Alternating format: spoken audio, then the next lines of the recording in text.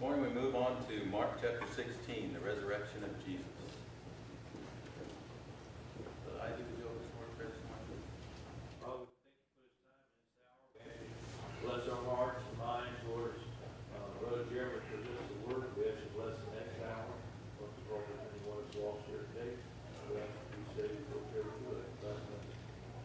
Mark chapter 15, verses 46 and 47. And he bought fine linen and took him down and wrapped him in the linen and laid him in a sepulchre which was hewn out of a rock and rolled a stone unto the door of the sepulchre. And Mary Magdalene and Mary, the mother of Joseph, beheld where he was laid.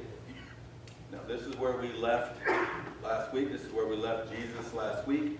And at this point, truthfully, this Jesus of Nazareth movement or the Galilean, Brother Kevin, it should be over.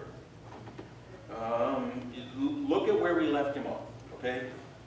First, he's dead. Verse 44, Pilate says, bring me the expert.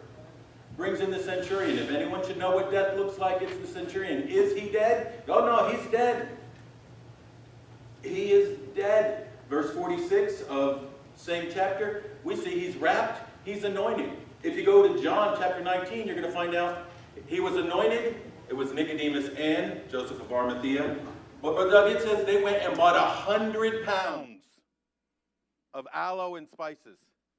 He was anointed with 100 pounds. He was wrapped up, anointed with 100 pounds. He's dead and he's anointed. Then he's in a tomb. This thing should be over. Not only was he in a tomb, but they rolled a giant rock in front of the tomb. We find out that tomb in the book of Matthew, it tells us that they rolled the rock in front, and then the Pharisees went to Pilate. Pilate, you know, just in case something funny happens, because when he was alive, the crazy man, he kept saying in 3 days, in 3 days, in 3 days. So could you please put a guard on there for 3 days? They thought they were smart. What they don't know is what they did is exactly what we need for today. So they put a guard.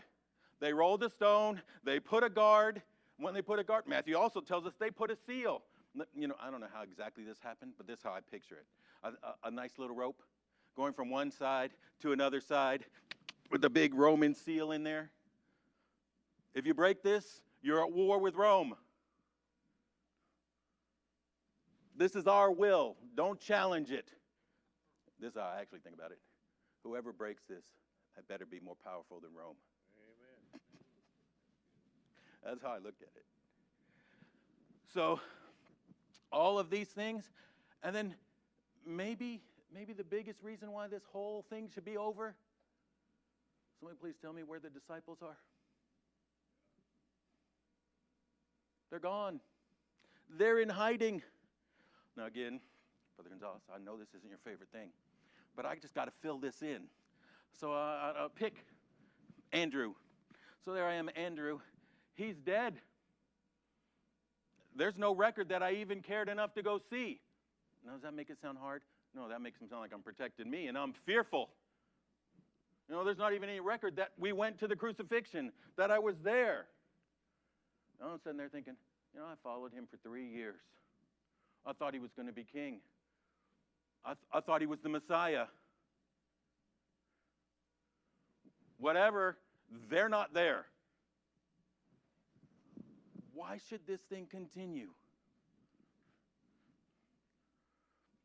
Why should we be meeting here today talking about the resurrection of Jesus Christ? I mean, that's where this brings us. And sometimes, well, and I really do think a lot of people in our time think this. Thanks for always, you know, like allowing me to do this, because this is how I think. I think they get together and they say, well, you know, coming back to life and all that stuff, that's not really real, but this is a good symbol. This is a good symbol. This is how we should live. This is a good encouragement for mankind. Okay, whatever. Can you picture this? Can you picture this? Here they go. The preachers of that day going out there to say, let's talk about the cross and the resurrection. Brother Gonzalez, it wasn't really real, but it's a good symbol. Risk your wife, your home, your children, your life for this nice, good symbol. Now go out and be kind to everyone. It makes no sense. When we really start to look at the resurrection, I mean,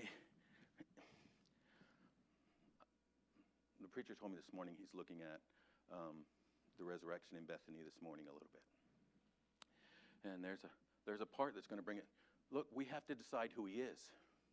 We have to decide about the resurrection. This is the crucial point of life. And I think that's very much true. And when we look at it this morning, here's the facts. The facts, everything is stacked that this movement should be over. Okay, keep that in mind. When you end chapter 15, it should just be a matter of days and the whole thing fizzle out. Chapter 16 begins. And when the Sabbath was passed, Mary Magdalene and Mary the mother of James and Salome had brought sweet spices that they might come and anoint him. And very early in the morning, the first day of the week, they came unto the sepulchre at the rising of the sun. And they said amongst themselves, notice again, notice all of those exact details. History gives details. Stories don't give details. Because details can be challenged. Okay? If you just want to pass something legend-like, you don't give all those details that can be cross-examined. But he gives exact details. Very early in the morning, the first day of the week, they came unto the sepulchre at the rising of the sun, and they said among themselves, who shall roll away the stone from the door of the sepulchre? So here they go. George, here they go. They're on their way there. But they saw him crucified. They saw him die. And they saw him buried. They saw all three. Okay. So they're going there with all of this plan, and then oops, we remember something. There's a big stone in the way. They didn't expect anything. They expected a big stone to be there and a body to be in the tomb. 2,000 pounds, maybe 4,000 pounds. And where do they come up with that? Well, because it's big enough to be stood into and walk into. So you look at it like a 5-foot hole, and how big does it have to be to cover 5? It's at least a ton. Many would suggest it's 2 tons. How are these women going to move it? So it pops into their head, hey, what are we going to do? And when they looked, they saw the stone was rolled away, for it was very great. No, Brother Ivy, we're not going to spend a whole lot of time, so I'm just going to, because I don't read Greek. When I have Greek, I have to read what somebody else said, and I have to go back and study it. But when you look at the stone, first, when they talk about rolling the stone, the prepositions. Now, when you're breaking down the prepositions, you're doing some Brother Gonzalez stuff right there. So the prepositions about the stone being rolled, but Doug, it talks about the stone. Basically, it pictures the stone was up. So the stone is rolling downhill. So from the time it was designed to roll downhill into its spot, ka-tunk, and it locks in place. Okay? And then they could seal around the outside. Okay, so that's the idea. If you go to all 4 Gospels, they all give a little bit different preposition that gives us a little bit more of the idea of when this thing was moved. It was moved away. It wasn't rolled back uphill. It was moved away. 2,000, 4,000 pounds, moved away. Angel sitting on it. Hey, guys.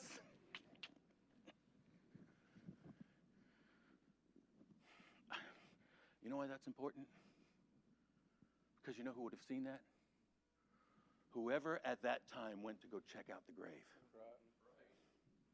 Pharisees would have seen that. Rome would have seen that.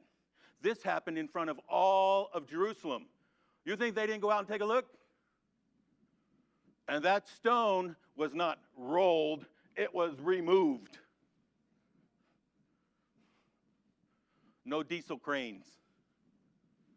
It took some power to do that. Verse 5. And when they looked, they saw the stone was rolled away, for it was very great. And entering into the sepulchre, they saw a young man sitting on the right side, clothed in long white raiment. Now, the other Gospels tell us this was an angel. Fill it in for us. And they were affrighted. Smart ladies. I would have been too. Well, not me. No, liar.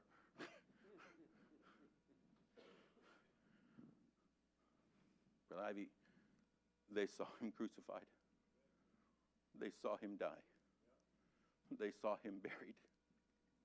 With all the love in their heart, they went to do the last thing they could do to anoint his body, which already had 100 pounds from Nicodemus and Joseph. And he saith unto them, I like this. Brother Fraser, normally I think about this and it's like, and the angel gave him a message. I leave this part out. Something just kept sticking in my head all week. The angel gave him a message from God. It's like, we get a voicemail from somebody. It's actually from that person. It comes through voicemail. This is not a message from the angel. This is a message from Jesus himself. Jesus told the angel, you tell him this. And he saith unto them, be not affrighted. Ye seek Jesus of Nazareth, which was crucified. He is risen. He is not here. Behold the place where they laid him. George, you know what that is? He's not here. He's supposed to be right there. Look for yourself. That's where he's supposed to be, but he's not there. Oh, that sounds a little mean. No, that's what I would need too. He's not here. Because you saw him die. You saw him crucified. You saw his beaten body. You need a little slap to realize he's not here. This is where all the world would expect him to be. But Rick, he's not here. But go your way, tell his disciples, and Peter. I love that. I don't know if we're going to get this far. I know we're not, so I'm going to go ahead and say this. If I was Peter and they showed up, we went to the tomb. He's risen. He said, you guys come see him. He said he's waiting on you. But Wayne, I'm telling you straight up, this would be me. If I was Peter, I'd be like, he's waiting on you guys. That's not for me. I denied him. And I denied him. I cursed him. As for you guys who well, I guess but you're better than me. So he said, make sure you bring that one too. Make sure he knows up front that I love him and I forgive him and I have a plan for him. Don't start telling yourself that what you've done is too bad. Because what you've done is exactly right. You're going to have the most grace. You're going to have the most love. You're going to receive the most forgiveness. And that makes you qualified to be a great leader. You're going to be the most dependent on me. I know we're not going to get that far.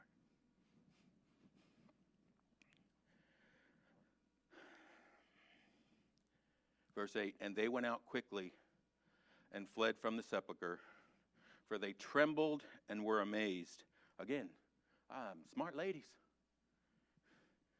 Neither said they anything to any man, for they were afraid. Now, I just went to this again, because that's a very sad statement. Neither said they anything to any man, for fear. Now, at first, something inside of you goes, why would they do that? The disciples were hurting, and the world needs to know, and they had the message. At first, there's something inside that gets a little angry at them, huh?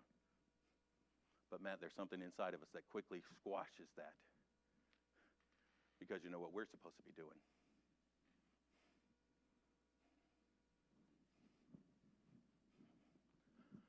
Gonzalez, so far we just read this.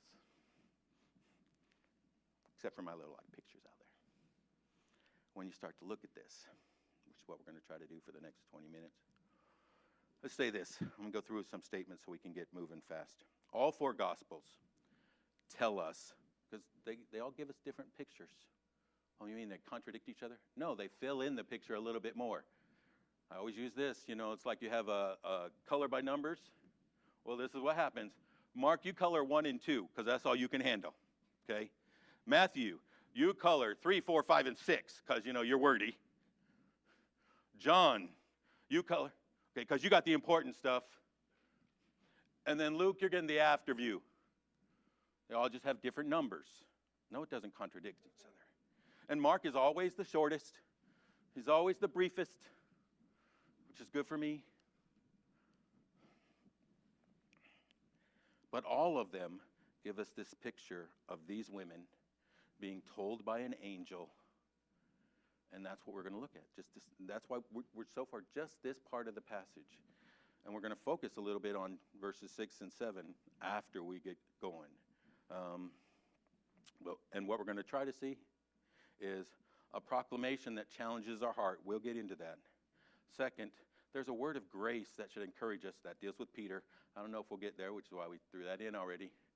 And then last, there's a new mission.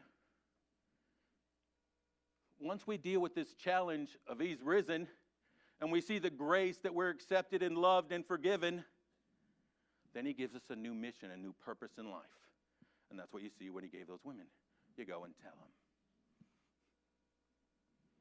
Isn't that great, Brother Gonzalez? You know what's important before you go and tell them? You know what He said first? Don't be afraid. Don't be afraid. I got to spit this out because I'm not going to get there. You know why we're afraid? Because we live like this is our only body. We live like this is our only life. We live like this is the only money. We live like whatever is now is all that there is. But the resurrection is telling us this is not all that there is. Amen. We need to live like there's been a resurrection. We need to live like there's new life. Now, what are you afraid of? What do you have today are you afraid of? Because there's new, and it's not just new, it's better. Now, I'm going to throw this in too. Lots of times when we think about the better, we think about, oh, well, He's going to take us out of here, and it's going to be. That's a wonderful thing that someday.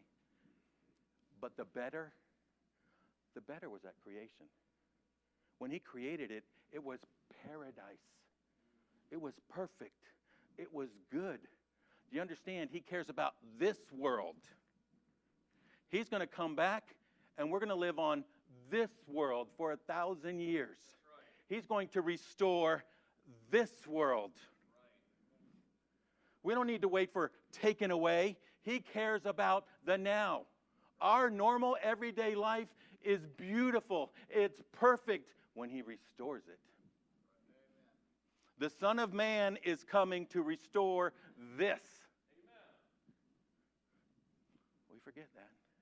And Brother Kevin, when we forget that, it helps feed the fear.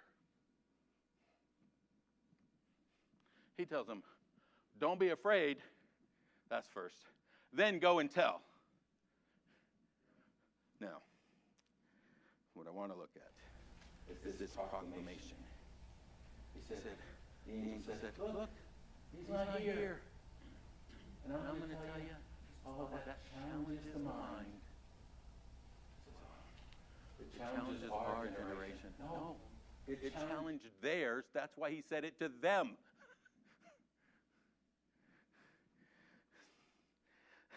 After all the things they saw, the idea of Him being risen was not in their head. Brother Wayne? And I might say this again and again. But He told them again and again and again, I will rise again in 3 days. Amen. They came to the tomb to anoint a dead guy. Yeah. It was not in their worldview that He would be alive. It is just like us today.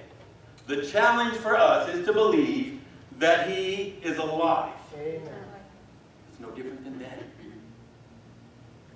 We have to understand that because we try to make them, oh, it was easy for them. It was different for them. It wasn't different for them. Yeah, it was different for them. It was probably harder for them. But Rick, you and I, we haven't seen Him dead. We didn't see Him beaten. We didn't watch any of that.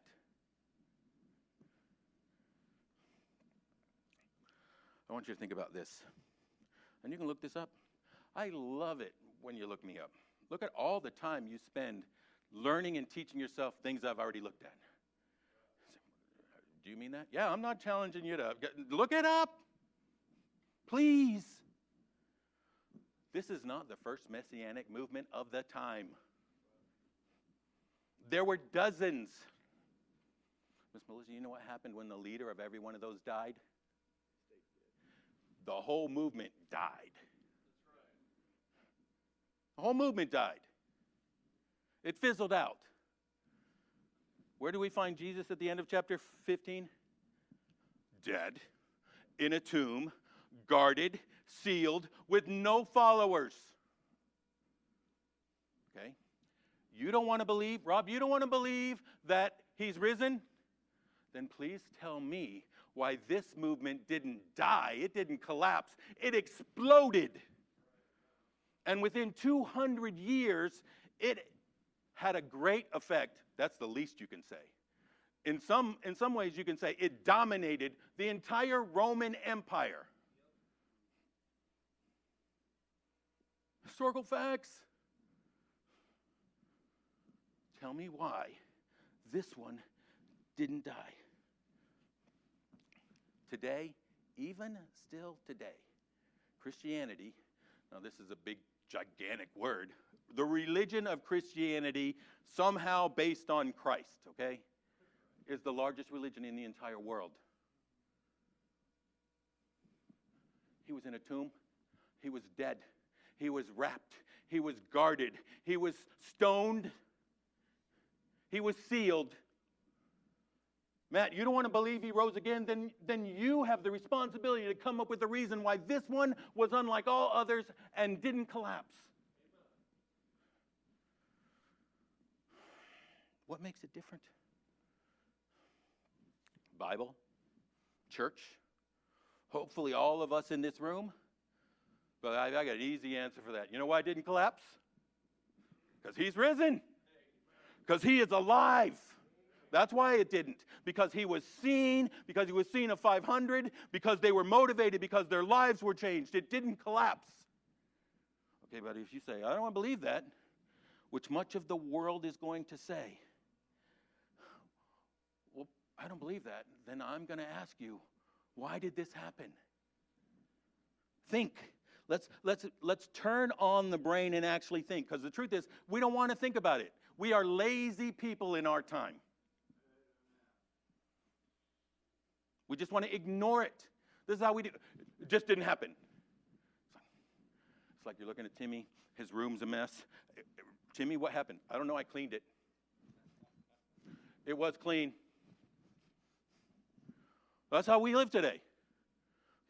What happened at the tomb? I don't know. He didn't rise. Okay, well then what happened? I don't know. In fact, that's where the world ends it. I don't know. This one thing I know. You know what I know? I know the world. I know what I know, and what I know is you can't know. Yeah. Oh.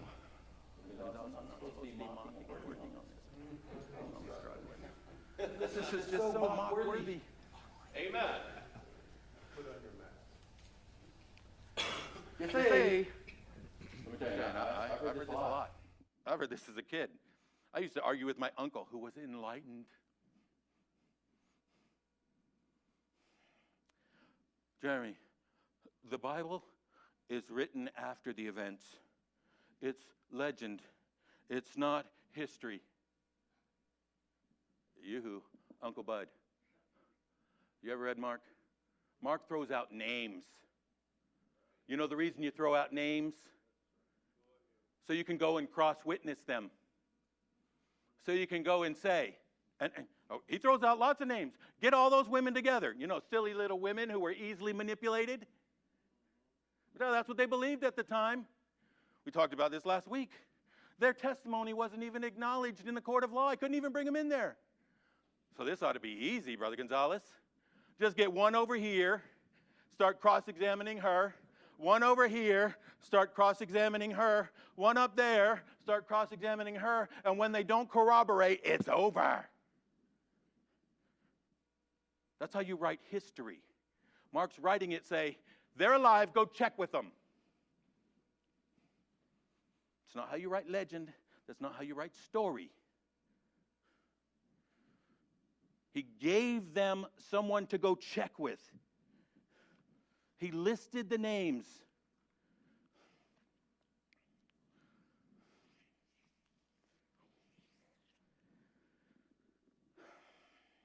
He goes through the entire process. Let me tell you, this whole resurrection thing, it was a problem for Rome. It was a problem in Jerusalem. That's why the Pharisees went and said, come on, Pilate, give us guards for 3 days. But that created a problem because the soldiers were there. There was the earthquake, Matthew chapter 27. They were shaken to their core. He arose, and now they had a problem. Matthew chapter 28, they go running into the city, by the way, which makes them AWOL, which under Roman law means Pharisees, leaders, you got to help us. You got to protect us. Let me tell you what happened. We need you. I don't know why I'm making them girls. They're cowards and they ran. Okay, that's why. Big tough Romans. We need you, you little bit Jews, to protect us. Go talk to Pilate for us. Okay, we'll do it. We'll take care of Pilate. This is what we want you to do. We want you to lie. Anything. Say you were sleeping. Okay, AWOL means sleeping, means realize the risk that's going on in here. Matt, you see the risk? You know what the risk is on the Pharisee side? They're depending on a Roman not to tell the truth. How's this sound? Your leaders, you know, the Pharisees, the ones who are always right, who do everything right, who live by right, they paid us to lie. What do you think that's going to do? That cause a little ruckus? Look at the risk they took. And you know what the Roman soldiers, their risk? We were asleep. Yeah. We went AWOL and talked to them first. It's huge risk. Why do you take this risk? If the truth was he didn't rise, there's a lot of risk for no reason. Oh, these are smart people. We have all this information we just need to think about. History gives us witnesses. Yeah, I had witnesses. Then there's this whole thing, and we talked about it a little bit, so I'm going to throw it back in there. But the fact that it was just women, this is just God flipping the whole thing upside down. You know, the world wrongly tries to paint Christianity as the meaning to women. God has always lifted up women, always. Here, at his death, his burial, his resurrection, only one group of people saw it all. Not the 12, not the women. They're the only ones who saw it all. And it's crazy because they couldn't testify. Why is that?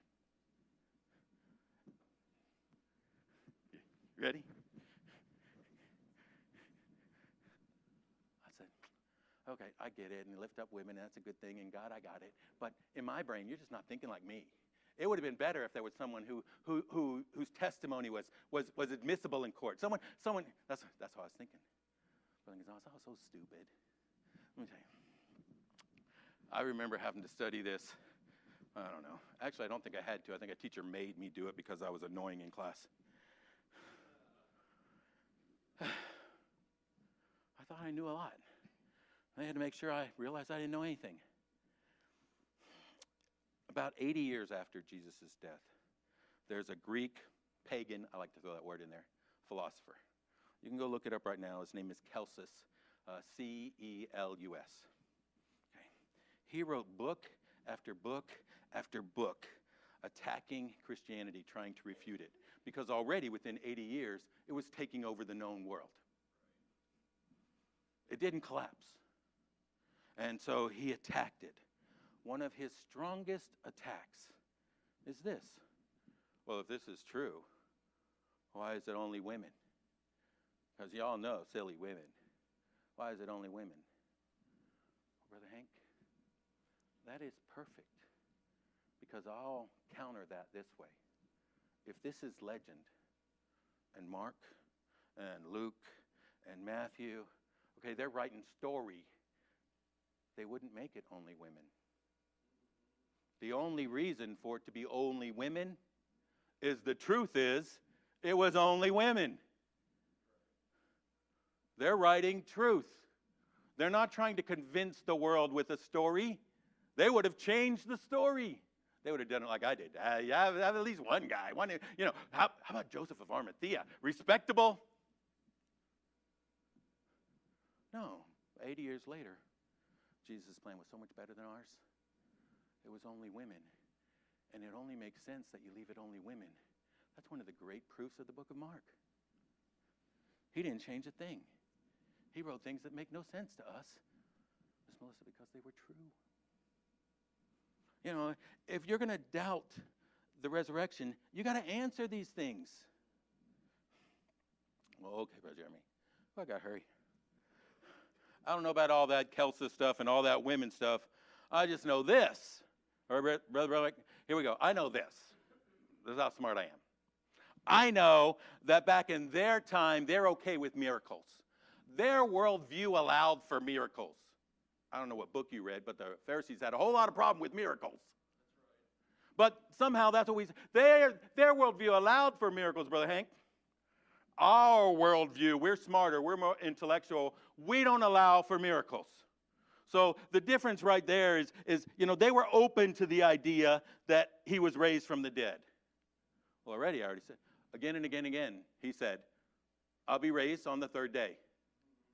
If Mark is writing this, and that's true, wouldn't you think there'd be at least one person who's like, let's make it, last was Andrew, let's make it James.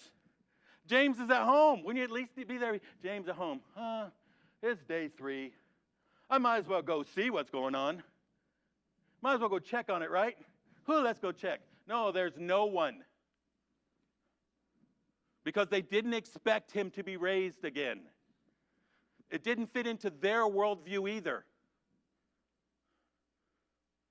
We're guilty of chronological snobbery.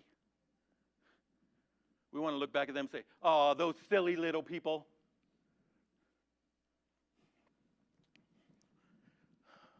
Eight minutes. Whew, gotta hurry. Rome, the Roman Republic. Yeah, they had a pretty impressive government. They had a Senate. They had roads. They had global trade. They had libraries. They had books. They had poems. They had poetry. They had plays.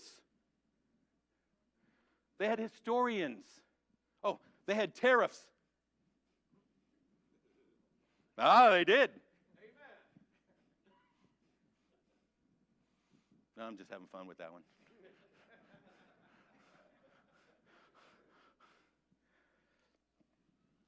We want to make them so weak-minded. They had philosophers. Even before them, they had philosophers, which, by the way, are the basis of our philosophers. Our government very much was built on theirs. The way we teach, what's the first thing we teach? We start talking about Plato and Socrates. Still read it today in high school. When is that? That's pre this.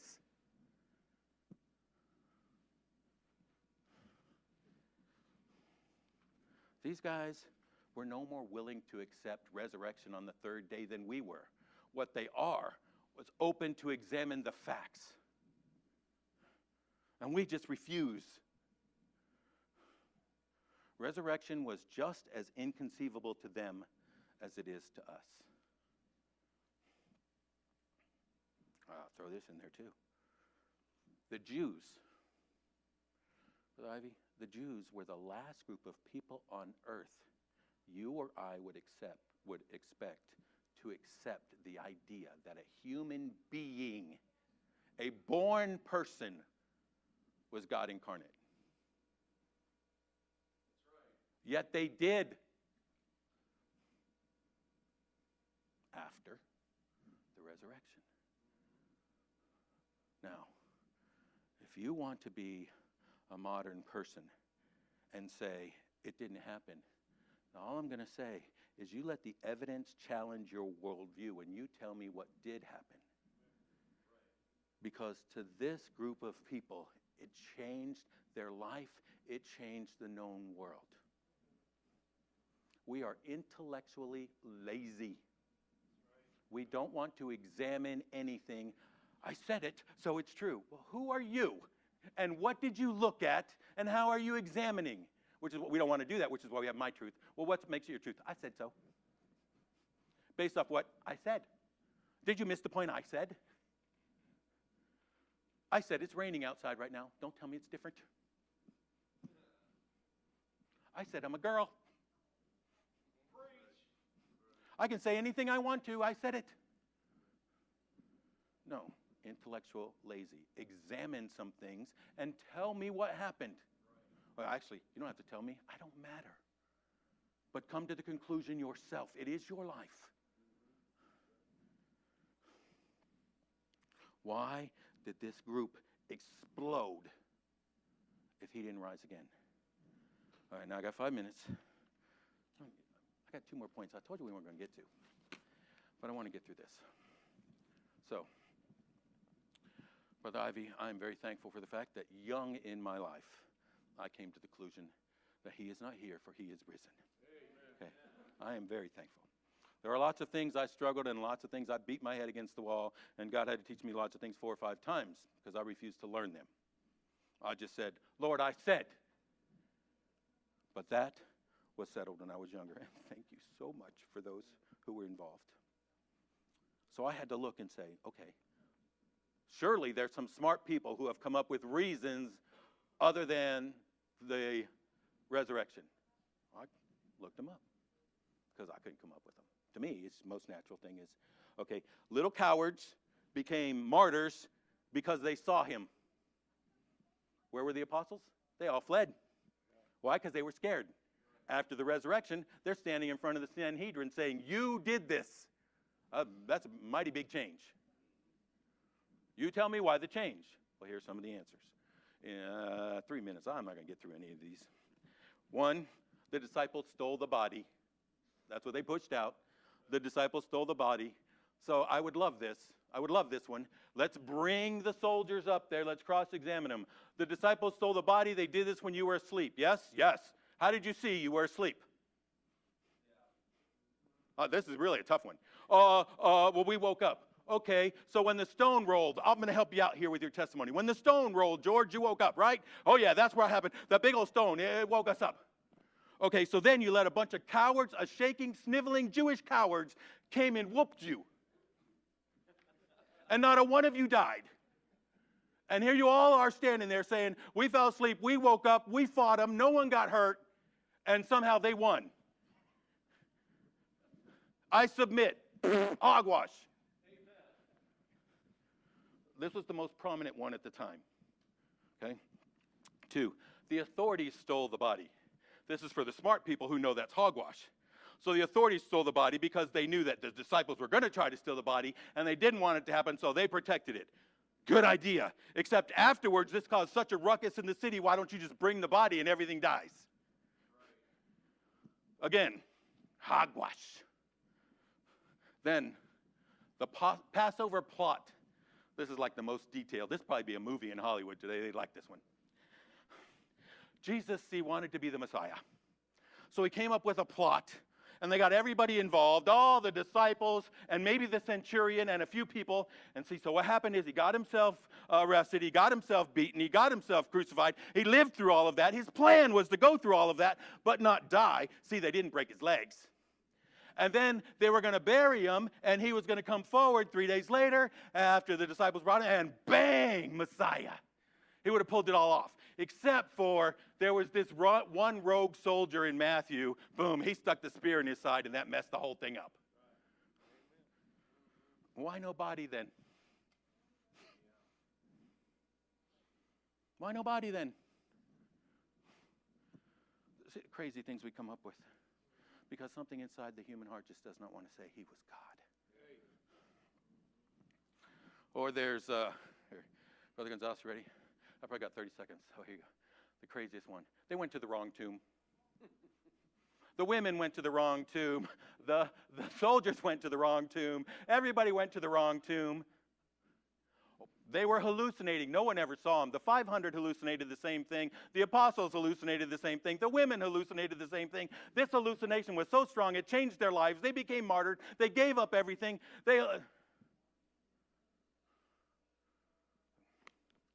He is not here, for he is risen. And if you don't want to believe that, then you have to enter into an intellectual argument and try to find out what did happen. Because this movement did not collapse, it exploded. And if you believe he is risen, then he tells us this. Don't be afraid. New mission in life. Tell others. Amen. Brother Gonzalez.